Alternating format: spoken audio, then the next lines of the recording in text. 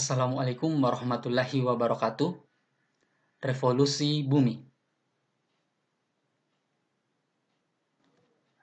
Apa itu revolusi bumi? Revolusi bumi adalah peredaran bumi mengelilingi matahari. Revolusi bumi memerlukan waktu 365,25 hari atau 1 tahun. Arah revolusi bumi berlawanan arah dengan perputaran jarum jam. Revolusi bumi adalah gerak bumi pada orbitnya mengelilingi matahari. Bidang orbit bumi mengelilingi matahari disebut ekliptika. Selama mengelilingi matahari, poros bumi selalu miring 23,5 derajat terhadap garis yang tegak lurus ekliptika.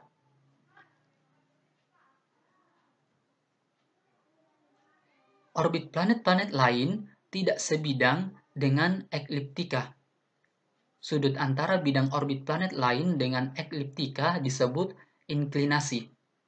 Dilihat dari matahari sebagai kerangka acuan, bumi melakukan suatu revolusi dalam 365,256 hari dalam sebuah orbit elips yang mendekati lingkaran. Kalian bisa perhatikan gambar ini. Ini adalah gambar bumi mengelilingi matahari. Titik terdekatnya disebut perihelion dan titik terjauhnya disebut aphelion. Perihelion merupakan titik orbit benda angkasa, entah itu planet atau komet, yang paling dekat dari matahari. Sedangkan aphelion merupakan titik terjauh orbit suatu benda angkasa dari matahari. Kira-kira apa yang menjadi penyebab berubahnya jarak dari bumi ke matahari ini?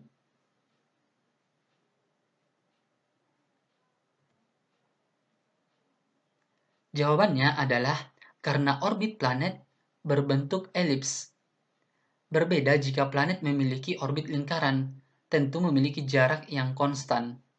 Bentuk elips pada orbit ini juga disebabkan oleh daya tarik gravitasi antar bumi dengan matahari.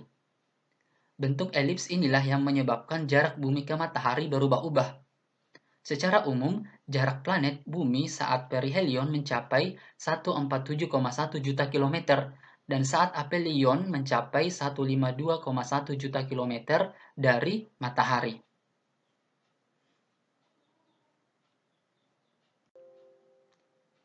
Orbit bumi saat berputar mengelilingi matahari berbentuk elips atau lonjong.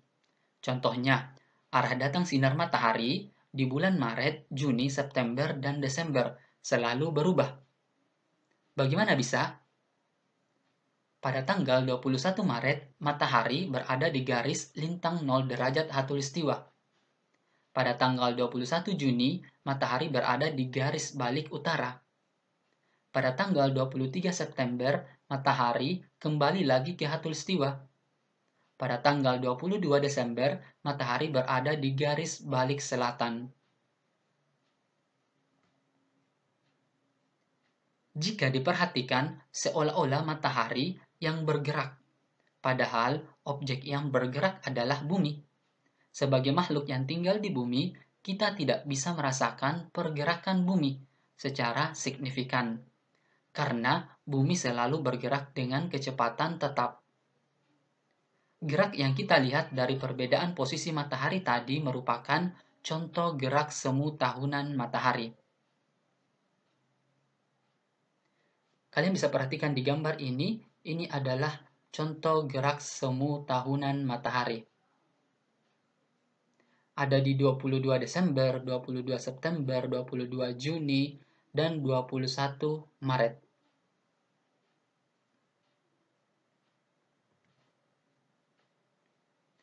Apa akibat adanya revolusi bumi? Yang pertama, adanya perbedaan lama siang dan malam. Dengan terjadinya pergeseran garis edar matahari akan mengakibatkan perubahan dan juga perbedaan lamanya antara siang dan malam. Nantinya, pada saat-saat tertentu dan di tempat tertentu akan mengalami malam yang lebih panjang dibandingkan siang. Namun sebaliknya, saat yang lain siang lebih lama dari malam, di kutub utara malam hari dapat berlangsung selama 24 jam. Sebaliknya, pada saat yang sama di kutub selatan siang hari berlangsung selama 24 jam. Yang kedua adalah adanya pergantian musim. Terjadinya revolusi bumi juga mengakibatkan perubahan musim. Misalnya, di daerah tropis memiliki dua musim, yaitu musim kemarau yang kering dan musim penghujan yang basah. Adapun di daerah subtropis, terletak antara 23,5 derajat lintang utara dan selatan sampai 40 derajat lintang utara dan selatan dapat dibedakan menjadi 4 musim, yakni musim semi, hujan, panas, serta gugur. Musim panas di berbagai negara ditandai dengan memiliki hawa yang sedang. Di belahan bumi utara, musim panas terjadi pada tanggal 21 Juni sampai 23 September. Sedangkan di belahan bumi selatan diperkirakan terjadi pada tanggal 21 Desember sampai 21 Maret. Musim gugur. Musim gugur lebih banyak di daerah yang memiliki iklim sedang, yang merupakan masa peralihan dari musim panas ke musim dingin.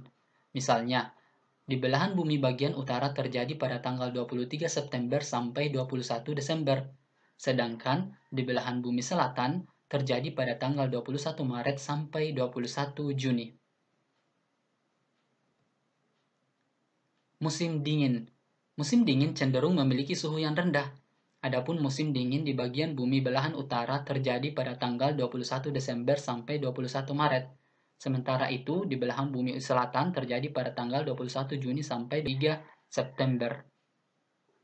Dan masih ada musim kemarau dan musim hujan yang sering terjadi di daerah tropis, seperti di Indonesia. Yang ketiga adalah terjadinya gerak semu tahunan matahari. Di sini, posisi matahari tidak berada di daerah khatulistiwa, namun kadangkala juga berada pada daerah utara khatulistiwa dan daerah selatan khatulistiwa. Matahari berada di daerah khatulistiwa pada tanggal 21 Maret. Kemudian matahari seolah-olah bergerak ke utara dan setelah mencapai 23,5 derajat lintang utara atau garis balik utara pada 21 Juni matahari seolah-olah bergerak kembali ke khatulistiwa. Pada 23 September matahari seolah-olah berada di daerah khatulistiwa dan matahari seolah-olah bergerak ke selatan. Dan setelah mencapai 23,5 derajat lintang selatan atau garis balik selatan pada 22 Desember, matahari akan kembali bergerak menuju khatulistiwa. Yang keempat adalah terlihat rasi bintang yang berbeda. Dalam semesta, Anda akan menemukan bagaimana fenomena terbentuknya rasi bintang. Akibat dari revolusi bumi ini adalah terbentuknya sekumpulan bintang-bintang yang membentuk pola-pola tertentu di langit.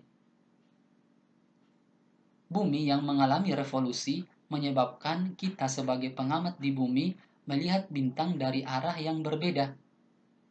Pada saat matahari berada di sebelah matahari pengamat, di bumi hanya dapat melihat rasi bintang yang berada di sebelah timur matahari. Misalnya, pada bulan Februari akan terlihat rasi bintang Aquarius, sedangkan rasi bintang Leo akan terlihat pada bulan Agustus. Oke, cukup sekian pembahasannya mengenai revolusi bumi. Semoga bermanfaat. Terima kasih. Assalamualaikum warahmatullahi wabarakatuh.